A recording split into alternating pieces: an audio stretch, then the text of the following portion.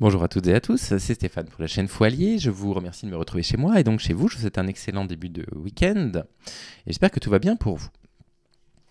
Le programme des œuvres étudiées au bac dans les filières générales et technologiques est sorti. Sans grande surprise, vous avez pas mal d'œuvres qui ont été reprises de l'année précédente, comme ça se fait assez fréquemment. Dans le roman et le récit du Moyen-Âge au XXIe siècle, il garde Manon Lescaut de l'abbé Prévost, qui est un très beau roman, La peau de chagrin de Balzac, que j'aime énormément aussi, et Sido de Colette. Alors Colette, j'en avais parlé dans une chaîne secondaire que j'ai jamais vraiment entretenue. Je m'étais motivé un matin, je me suis dit on va parler un peu de littérature parce que j'adore ça. Et puis d'œuvres de femmes, finalement, j'ai jamais vraiment alimenté la chaîne et je m'en excuse, il faut faire des choix.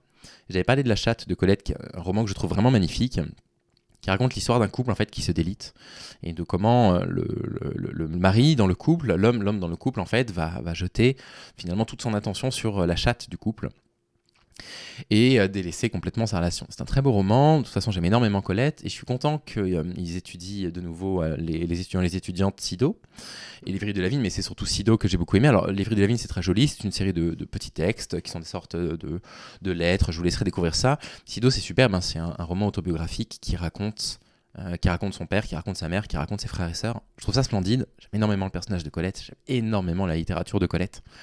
Donc je suis très content que ça apparaisse encore au bac. Au théâtre, en revanche, il n'y a pas de femmes. On reste sur le malade imaginaire de Molière. Molière, c'est vraiment un auteur qui m'amuse un peu moins aujourd'hui. J'ai trouvé beaucoup d'intérêt à lire les Molières quand j'étais ado et puis quand je les ai redécouverts vers 30 ans. Voilà, aujourd'hui, j'ai relu Le malade imaginaire il n'y a pas longtemps, ça m'amuse peut-être un petit peu moins. Les fausses confidences de Marivaux, que j'ai pas relu depuis très longtemps.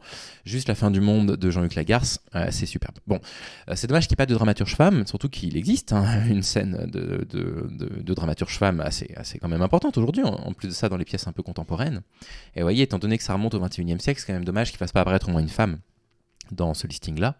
Et dans la littérature d'idées du XVIe et du XVIIIe siècle, il propose Gargantua de Rabelais, qui est définitivement un texte que je pense beaucoup trop difficile pour être étudié quand on a 17 ans. Les caractères de la Bruyère, j'ai toujours pas lu les caractères de la Bruyère, étudié quelques passages comme tout le monde au lycée, mais pas plus.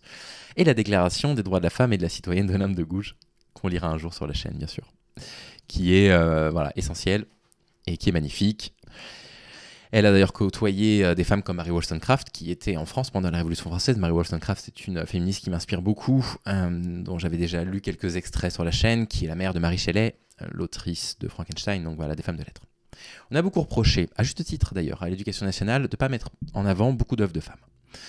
Et c'était vraiment un reproche tout à fait justifié. Et on voit qu'ils essayent d'inclure quelques œuvres. Alors on est quand même très loin de la parité. Ou alors on est dans ce que les gens se font une idée de la parité. On a fait apparaître des femmes, c'est bon, c'est la parité. Non, on n'y est pas encore. Hein. Vous voyez là par exemple, dans le roman Le récit du Moyen-Âge, on a juste Colette. Hein, donc 1 sur 3, aucune dramaturge femme dans le théâtre.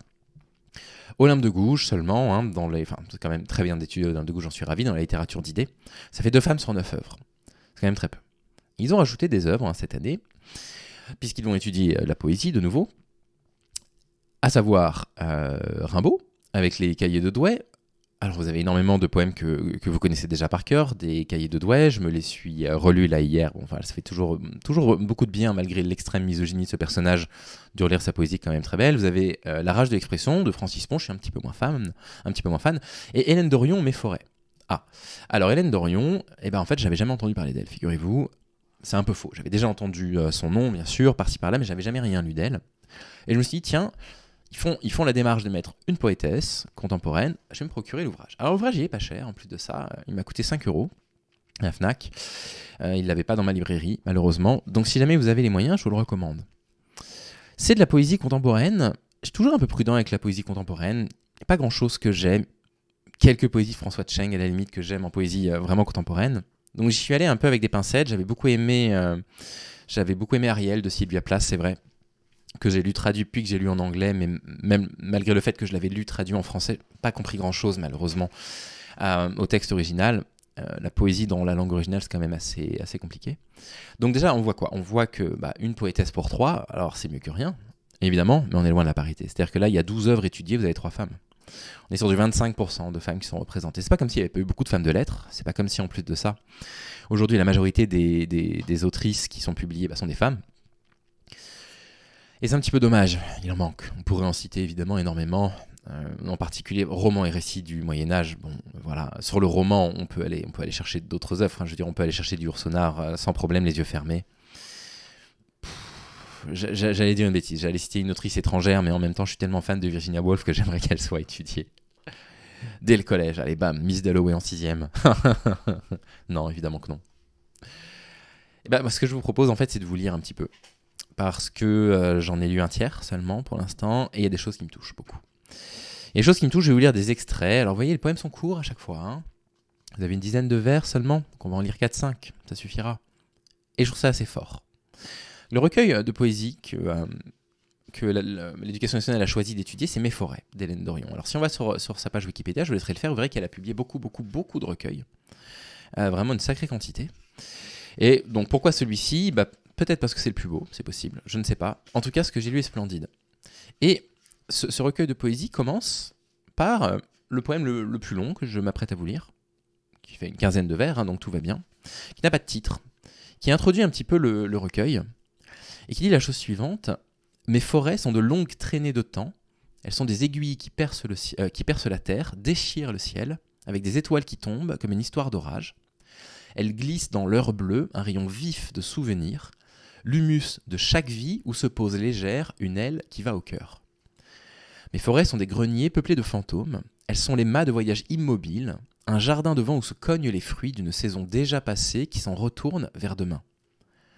Mes forêts sont mes espoirs debout, un feu de brindilles et de mots que les ombres font craquer dans le reflet figé de la pluie. Mes forêts sont des nuits très hautes. Je trouve que ça donne le ton, c'est très poétique, c'est assez beau. J'aime bien ce premier poème. Et derrière, je ne vais pas forcément tout vous lire en entier à chaque fois, je vais vous lire des petits passages que j'ai isolés. Le poème L'Horizon, par exemple, je vous le lis en entier, 10 vers. Il résonne un petit peu avec ce que je traverse en ce moment, je trouve. Le poème L'Horizon d'Hélène Dorion, dans son recueil Mes forêts, c'est aux éditions, j'aurais pu le dire, Bruno Doucet, dit la chose suivante. Une chute de lien avec le ciel qui jette l'encre, un désordre qui blesse les vents. De biais, la beauté vient chasser l'obscurité. Ça, je trouve ça très beau. De biais, la beauté vient chasser l'obscurité. Donc, les choses les plus belles ne sont pas forcément face à nous, en fait. Elles peuvent arriver, survenir quand on s'y attend pas. Je trouve ça très beau. Les forêts apprennent à vivre avec soi-même. Je trouve ça très beau. Petit extrait dans Le Ruisseau, page 15. Ça conclut le poème. Et Hélène Dorion écrit la chose suivante. Comme un petit bruit au fond de l'âme, ce que l'on tait, T-A-I-T, les pierres le portent. C'est magnifique. Très beau, c'est très puissant. Il y a beaucoup de chagrin dans ces vers-là, mais ça me parle énormément. Dans le poème La Branche, en plein milieu, il y a 5 vers. Hélène Dorion dit la chose suivante. Il n'y a que ce qui casse et repousse autour de nous, syllabes informes qu'assemble la lumière. Bon, c'est beau, hein. Dans La Cime, je vais tout vous lire, 7 vers. On dirait une goutte de terre pour le nuage. Pardon, je le reprends parce que c'est assez beau. On dirait une goutte de terre pour le nuage qui passe. Une falaise d'où s'élancer quand on refait les saisons. Bientôt le regard se brouille avec le sommet qui s'effrite. On quitte l'instant aigu. Dans La Bête, 2 petits vers. 5 petits vers. Je vais vous lire le contexte entre guillemets. Bondit avec sa soif, un goût de froid dans la gueule, nos questions d'enfants jamais réparées. Et 4 vers dans Le Silence. Je ne sais pas ce qui se tait en moi quand la forêt cesse de rêver. Bon, voilà. Vous en pensez ce que vous voulez, bien sûr. Il y a toujours un côté assez relatif à la façon dont on va recevoir une œuvre, mais c'est beau. C'est franchement beau. Ça peut ne pas vous toucher, je comprendrai. Ça peut vous toucher autant que moi, je l'espère. En tout cas, super découverte en fait. Hélène Dorion, c'est une poétesse québécoise, étudiée au bac cette année, et je suis très content de la mettre un peu en avant sur la chaîne là. Elle n'en a pas besoin, elle est étudiée partout dans le monde, elle est étudiée dans plusieurs langues, parce qu'elle est beaucoup traduite, donc c'est clair qu'elle n'a pas besoin du coup de pouce du foilier, mais si je peux vous faire partager quelque chose qui me touche, le travail d'une femme, rappelez dans le même temps, on reste toujours un peu militant, même quand on veut parler un petit peu d'art, que l'éducation nationale pourrait faire un peu mieux dans la représentation des femmes, tout simplement dans la littérature, dans les œuvres étudiées. Mais en tout cas, voilà, belle découverte, belle trouvaille du ministère de l'Éducation nationale de le mettre en avant. Du coup, voilà. Hélène Dorion, Mes forêts, 5 € aux éditions Bruno Doucet. Si jamais vous avez les moyens de vous l'offrir, je vous le recommande. C'est un très joli recueil et je vais, de ce pas, le terminer. Très bon week-end à toutes et à tous. Je vous dis à très vite. Salut.